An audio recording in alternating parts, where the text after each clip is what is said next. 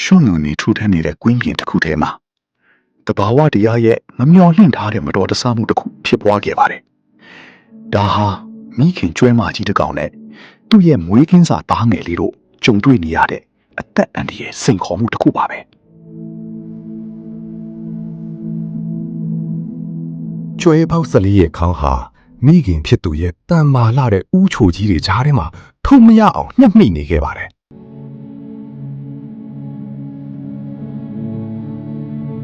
မိခင်ကျွဲမကြီးဟာစိတ်စိုးရိမ်တကြီးနဲ့ခေါင်းကိုယုံခါနေပြီမဲ့လေ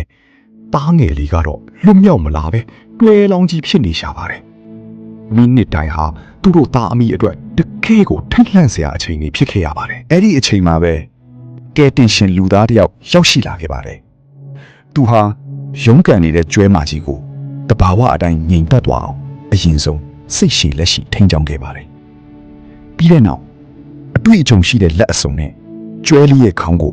ဥချိုကြားတဲ့ကနေလွတ်မြောက်ဖို့အတွက်တဆင့်ချင်းစီ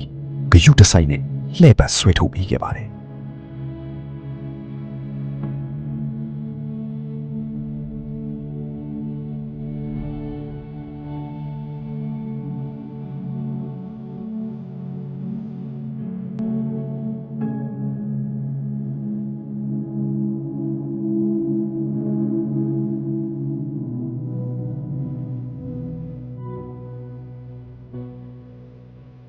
နောက်ဆုံးမှာတော့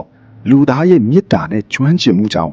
ကျွဲလေးဟာဘေးအန္တရာယ်ကင်းကင်းနဲ့လွတ်မြောက်သွားခဲ့ပါပြီ။ဒါဟာတဘာဝလောကရဲ့စိုးရိမ်ထိတ်လန့်စရာအခိုက်အတန့်တစ်ခုကနေတာအမိနှစ်ကောင်ပြန်လဲစုံစည်းခွင့်ရသွားတဲ့စိတ်လှုပ်ရှားစရာအောင်မြင်မှုမှတ်တမ်းတစ်ခုပဲဖြစ်ပါတယ် အဆုံးထိကြည့်ရှုပေးလို့ကျေးဇူးတင်ပါတယ်။နောက်ဗီဒီယိုမှာထပ်တွေ့ကြမယ်။